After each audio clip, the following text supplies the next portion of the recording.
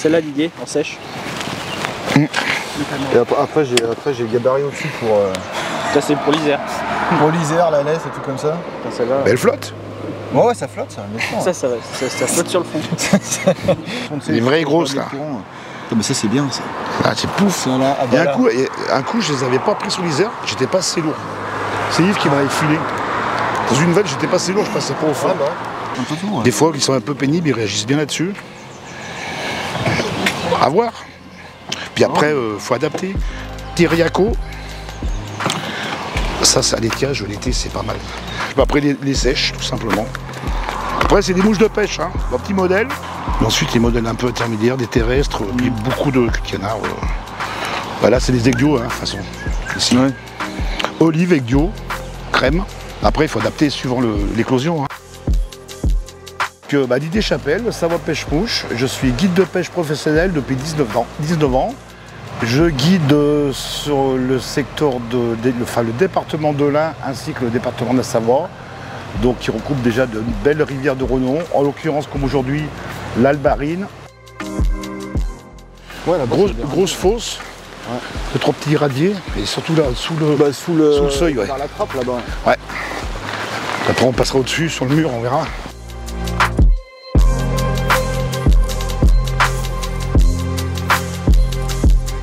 Eh ben, je dirais approximativement, parce que je vieillis, c'est pas bon ça.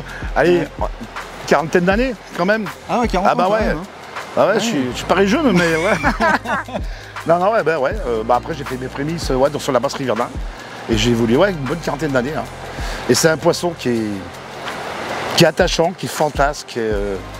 C'est voilà le mot, le terme fantasque.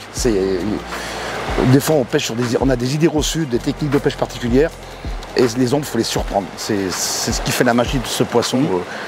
Et moi, je dis toujours, faut être plus têtu que lui pour pêcher l'ombre. Tu peux rester 4 heures sur un poisson, lui mettre dans la bouffée, changer, et à un moment, une nymphe improbable, à laquelle je n'aurais jamais pensé, tu prends un super bel ombre. L'ombre commun, c'est un poisson de la famille des salmonidés. Donc, chez les salmonidés, il y a 3 sous-familles. Il y a les salmoninés, où on va retrouver les truites, les huchons, les ombles. Il y a les corégoninés, où on va retrouver tous les corégones et apparentés, les ferrats et compagnie. Et puis il y a les timalinés. Là, on va trouver qu'un seul genre, le genre Timalus, qui est celui de notre ombre commun, Timalus timalus. En France, on a longtemps cru qu'on avait une seule espèce d'ombre, qui était l'ombre commun. Et puis récemment a été décrite une autre espèce, l'ombre de la Loire, Timalus ligericus. Alors celui-là, on ne peut pas le distinguer à l'œil nu, mais il est génétiquement suffisamment différent pour qu'on puisse distinguer une espèce.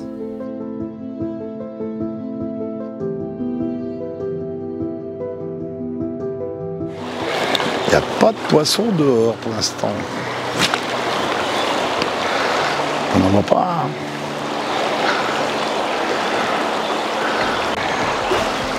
Hein. Le soleil est un petit légèrement bas encore.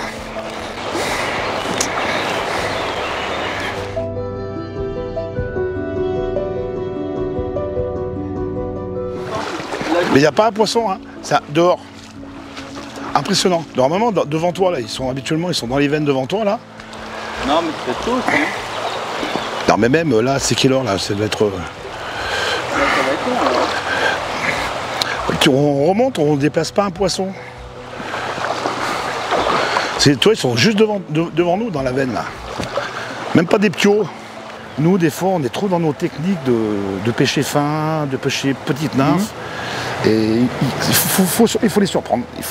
C'est des poissons qui sont très très fantasques. Il faut les surprendre. Ouais, c'est quand même... Ouais, c'est que le début. Allez, il faut y croire. Ça, c'est la pêche.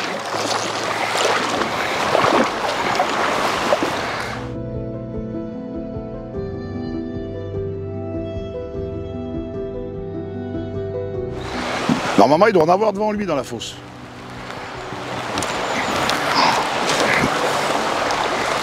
T'en as vu, William? Hein? T'en as fait déplacer? J'ai fait une truite de 15. Alors l'ombre, je le pêche depuis que j'ai peut-être 16-17 ans, depuis que j'ai commencé à pêcher la basse rivière nain. Donc c'était essentiellement en nymphe à vue. Le premier ombre que j'ai fait, je me rappellerai toute ma vie parce que c'était un poisson de plus de 50. J'ai fait en nymphe à vue et le combat a été vraiment démentiel, je me rappellerai toute ma vie. C'est vraiment un très très bon souvenir.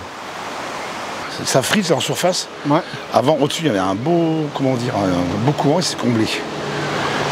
On peut éventuellement toucher un là. Tu fais là devant? Ouais. Poisson! Ah bah voilà! Truite ou ombre? Je crois que c'est un ombre. Ah! C'est un ombre, c'est un ombre. Nickel! Bon! Ouais, il est pas mal. Eh ben voilà! Toi, je t'ai dit plus de truites. Ouais. Hein? Comme quoi?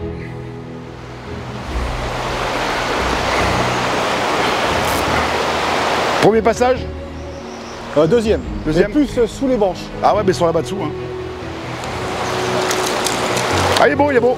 Ah ouais, bien. Yes, ça. Ah, beau poisson. Ah, il est beau.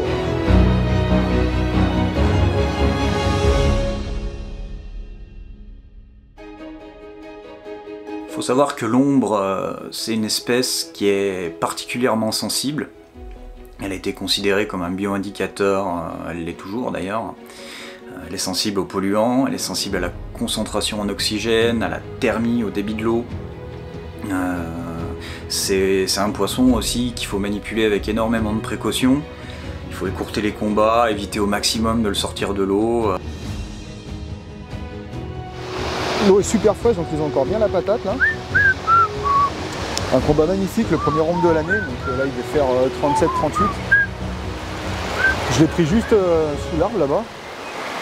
Et bah, ce poisson il est juste magnifique, hein. L'étendard il avait des couleurs magnifiques. Et puis ces petits yeux en amande là, c'est vraiment bien spécifique, donc ce poisson est vraiment il est magnifique. C'est un poisson qui va vivre dans des cours d'eau un petit peu plus en aval que les truites. Il va essentiellement se nourrir de larves d'insectes, parfois aussi d'insectes adultes. Donc là on va le voir gober en surface. Alors ce régime alimentaire peut sembler assez paradoxal hein, d'ailleurs, parce que il va avoir cette petite bouche vers le bas, ce qu'on appelle une bouche infère. Et ça souvent c'est la caractéristique de poissons qui vont se nourrir sur le fond.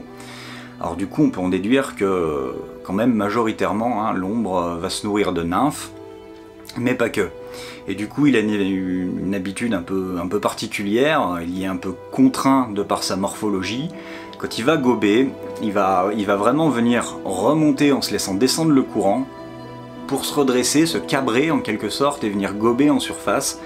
Ce qui va souvent nous occasionner des gobages assez particuliers, très sonores, très bruyants, même parfois sur des insectes émergents qui peuvent nous induire en erreur quand on le pêche. Tiens, bah regarde, Ah bah, tiens. bah regarde, fin de dérive. Bah voilà, fin de dérive, quand on s'attend le moins, Bah ouais. et bah voilà, un ombre. Ouais, un ombre. Ah, le coup classique, hein. Hop là. Ah bah je l'avais. Et bah voilà. Ah, il est moins. Il est bien gras. Hein. Quand on s'attend le moins.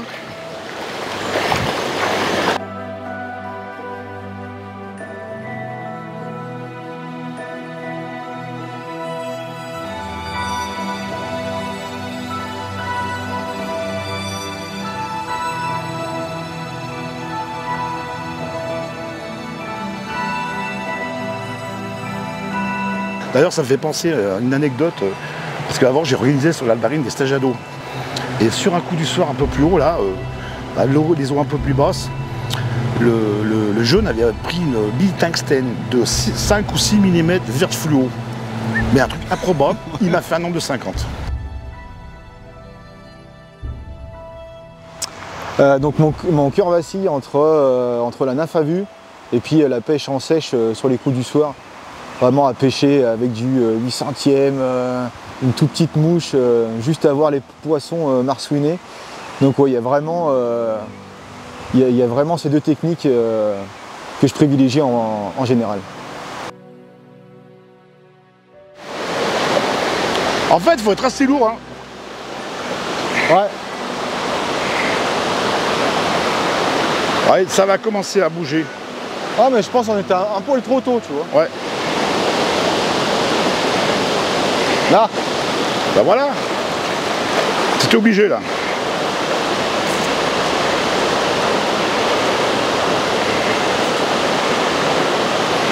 Encore un nombre. Hein. Très bien. Wouhou.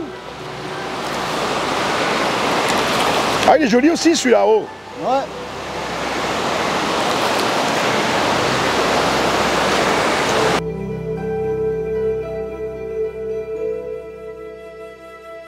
En termes de morphologie, on le reconnaît à cette nageoire dorsale très caractéristique, très imposante, qu'on va retrouver dans tout le genre Timmalus, ils l'ont tous. On l'appelle parfois porte-étendard en raison de cette nageoire. On va le reconnaître à cette petite bouche dirigée vers le bas. Morphologiquement, il va beaucoup plus ressembler finalement au corégone qu'aux truites. Mais par contre, en termes de milieu, on va le voir cohabiter avec des truites, puisque les corégones, eux, vivent plutôt dans les eaux calmes, des lacs d'altitude ou des grands lacs périalpins. Alors la traque de ce poisson, ce que j'adore, c'est que c'est vraiment une chasse, comme tu disais tout à l'heure. C'est voilà, faut s'approcher doucement, faut être minutieux. Puis c'est vraiment une pêche fine et petite nymphe, vraiment être discret. Et ça change un peu de la truite. C'est pas du tout, même si ça reste un salmonidé, on n'a pas du tout la même approche sur ce poisson. Et dans l'ensemble, ils sont pas dehors. Hein. Ah si, on a un là, il vient de partir, je l'ai perdu. Il était beau, un poisson presque 40. Après pour les monter là, bon à deux c'est bon, mais tout seul. Ouais, tout seul.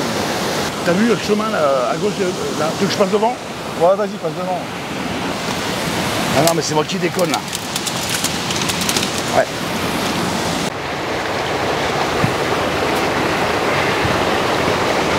Le passage j'ai pas fait. Bon bah tant mieux. Ouais.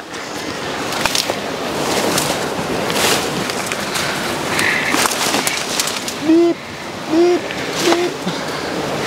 Attends, on va s'approcher tout doucement, William. Ouais. Moi c'est sympa là, le passage là. Ah mais c'est Attends, bien. je suis pris dans ton. Ah, dans... Là, c'est bon. Tac. Alors on va être discret, William, parce que oh, les bébés ils sont dessous là. Ils sont devant nous là, on va sortir la tête discrètement. Okay. Non. Non, non. Qui va, j'y vais. Vas-y, vas-y. Il bouffe en plus, hein. Ah ouais, il bouffe là. Allez, regarde. Puis il y en a un tout petit. Là.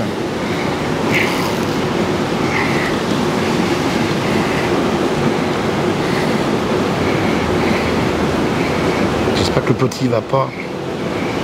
Ah, c'est une petite dessus là. Non, non, non, non. Hop. Allez, recrache. Ouais. Putain, je l'ai perdu. Il est redescendu. Il y a encore le petit qui vient là. Ouais. Bon, il y a le petit. Il y a le petit, il est chaud lui. Bon, le gros, il connaît la musique, a priori, comme on dit. Allez, c'est pas la peine d'insister. Essaye-le peut-être toi. Indéniablement, je dirais la nymphe à vue. Ah, c'est ouais, c'est. Parce que c'est vrai que l'action qu'on a eue tout à l'heure là, c'était magnifique. C'était magnifique, hein. On a vu le poisson arriver, on a titillé la nymphe, elle est remontée, il est venu la saisir. C'est vrai que c'est une chasse. C'est une chasse en fait, c'est beaucoup d'observation. Il faut observer le poisson, il faut voir son environnement. C'est vraiment. Alors, c'est vrai que j'adore la nymphe à vue, mais j'aime également la pêche en sèche et surtout la pêche en émergente. Donc, comme on évoquait tout à l'heure, ces fameux peutes, entre guillemets. Moi, je suis un inconditionnel de la peute. On me connaît sur Didier, tu pêches comment? La peute. Et comme je t'évoquais, en la salivant pour qu'elle soit collée à la pellicule. Et donc, c'est une pêche qui est assez technique, mais qui est très très efficace quand les poissons marsouinent. Donc, sur les mouches, le marsouinage, en fait, c'est le poisson qui vient par-dessous aspirer la mouche et non pas sortir la tête pour venir la gober. Donc, c'est une pratique assez technique.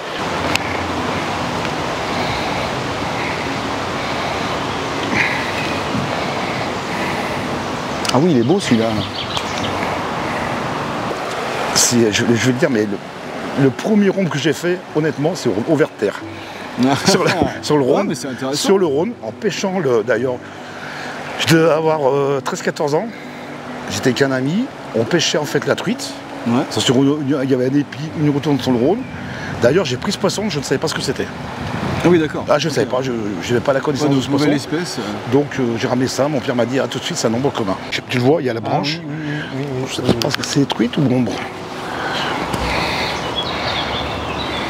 Ah, c'est un nombre, ça. Ouais. Ouais, c'est un nombre. Alors celui-là, il est beau. Il vient de se décaler à gauche. Il y en a un qui arrive là. Ah. Il est beau celui-là aussi. Hein. Ouais. Il y est, superbe. Bien monté, hein. Ah ouais, il est vraiment monté là. Bravo. Et il est joli celui-là. Par contre, je donne un petit coup de main. Ouais, je vais te les plus vite. Là, en plus c'est beau, regarde, il va pouvoir le voir. Ah bah là, il est magnifique. Oh, les couleurs. Il n'est pas préparé nageur quand même. Non, en pleine bouche. Bravo. Super, merci William. Bon, on va pas le laisser. On va pas le laisser trop longtemps dehors de l'eau. Non. Bon. Mais il est décroché, non? C'est décroché? Bah, apparemment, ouais. Apparemment, c'est décroché. C'est bon. Ouais, ils sont beaux. Bon, bah super, beau poisson. Bravo, bien joué. Bien joué. Merci à toi. Bon, ça fait. Ah, il est bien monté de. Ouais. Ah ouais, il est monté. Là, j'ai vu la C'est bon, chance. il repart. Il est bien là, regarde. Nickel. Ah, ça Voilà, fait toujours ça va, plaisir. pas trop de mal, elle est encore fraîche. Non, et non. tout, donc, Ah, bah, elle est encore fraîche. Hein. Moi, depuis que je suis gamin, c'est un poisson qui m'a toujours fasciné. L'ombre commun, avec cette nageoire si particulière, cet aspect un peu étonnant, cette habitude qu'il a de vivre en banc. Alors quand j'ai découvert voilà, ces rivières vosgiennes, où il y avait de belles populations, quand je me suis installé ici, ça a été un peu l'attraction magnétique, je me suis mis à la mouche, et ça a été le coup de foudre. C'est vraiment un de mes poissons préférés. C'est une pêche qui est très ludique, qui est pas très difficile à mettre en œuvre, et qui peut se pratiquer jusque très tard dans l'arrière-saison, parce qu'on peut encore prendre des ombres en novembre, voire même en décembre. Et c'est pour les amateurs de salmonidés, c'est vraiment un îlot qu'il ne faut pas hésiter à saisir, parce qu'à ce moment-là on les dérange pas, et il y en a même qui disent que c'est le meilleur moment pour les pêcher. J'ai jamais eu la chance de m'y essayer, souvent cette saison-là, j'ai tendance à courir un peu plus les carnassiers, mais voilà, sachez-le, l'ombre commun c'est jusqu'à la toute fin de l'année.